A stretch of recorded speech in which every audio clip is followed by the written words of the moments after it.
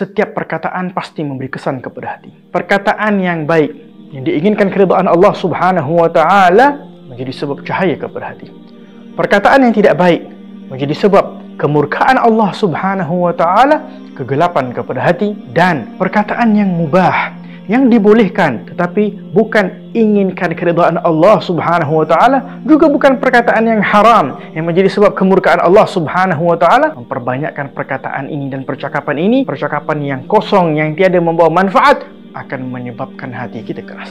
Nabi SAW bersabda dalam hadis yang diriwayatkan oleh Imam Tirmizi, min husni islamil mar'i tarkuhu ma la ya'ni. Tanda baiknya Islamnya seseorang itu adalah dia meninggalkan perkara yang tidak bermanfaat baginya, yang tiada kaitan bagi dirinya. Inilah keadaan orang Islam. Keadaan orang yang beriman antara memberi manfaat kepada orang lain ataupun sedang mengambil manfaat yang baik daripada orang lain. Bukan keadaan yang ketiga, iaitu orang yang buang masa sedangkan dia mengetahui kehidupan yang singkat yang diberikan oleh Allah Subhanahu wa Ta'ala digunakan sebaik mungkin untuk mencari keridhaan Allah. Nabi SAW bersabda dalam hadis yang diriwayatkan juga oleh Imam Tirmizi, la tukthirul kalam bighairi dzikrillah. Jangan banyak bercakap percakapan yang tiada ingat kepada Allah Subhanahu wa Ta'ala. Fa inna kathratul kalam bighairi dzikrillah qaswatun fil qalbi. Karena banyak bercakap tanpa ingat kepada Allah Subhanahu wa Ta'ala menyebab hati kita menjadi keras.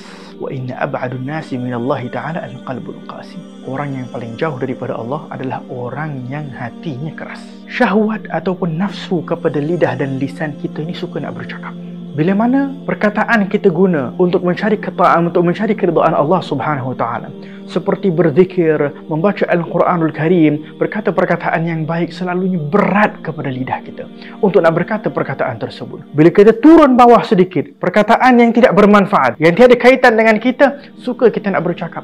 Rasa ringan, rasa lazat nak bercakap. Turun lebih bawah lagi, iaitu perkataan ma'asi, kemaksiatan, gosip, bercakap percakapan yang haram, berkata perkataan yang tidak diridai oleh Allah Subhanahu wa Ta'ala. Lebih lagi lidah ni merasa lazat sehingga ada orang itu, ada setengah orang berjam-jam sanggup berkata perkataan yang haram, mengutuk, mengumpat dan sebagainya tanpa merasa bosan, wal'iyadzubillah. Dengan itu, salah seorang sahabat Nabi SAW pernah berkata, suatu ketika pernah ada orang bercakap dengan aku, bertanya soalan kepada aku. Untuk aku menjawab soalannya, untuk aku berbicara dengannya, la ashha, aku sangat ingin, lebih daripada keinginan aku kepada air yang sejuk saat waktu aku sangat haus.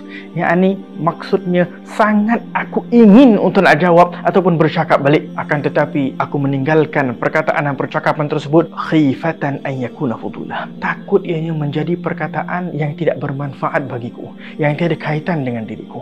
Fudul, kata ulama, adalah perkataan yang tiada kaitan dengan untuk kebaikan agamanya, juga tak ada kebaikan untuk kehidupan dunianya, tiada kaitan dengan pekerjaannya, perniagaannya dan sebagainya. Orang yang meninggalkan perkataan yang tidak bermanfaat bagi dirinya, orang yang meninggalkan perkataan yang tiada kaitan dengan dirinya, kelebihannya, kata ulama, takmulul ugul, akan semakin dia ini menjadi orang yang berakal. Bahkan bukan sahaja itu, wuffiqa lil hikmah, kata ulama, seseorang itu bila mana meninggal perkataan yang tidak bermanfaat, akan diberikan Allah kata-kata hikmah, sehingga dia tidak akan berbicara kecuali percakapan dan perkataannya penuh dengan hikmah, penuh dengan perkataan yang dapat membimbing manusia kepada jalan yang diridai oleh Allah Subhanahu wa Ta'ala.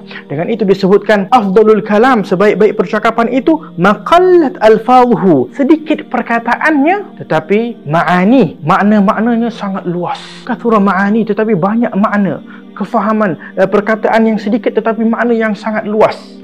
Inilah keadaan baginda Rasulullah SAW.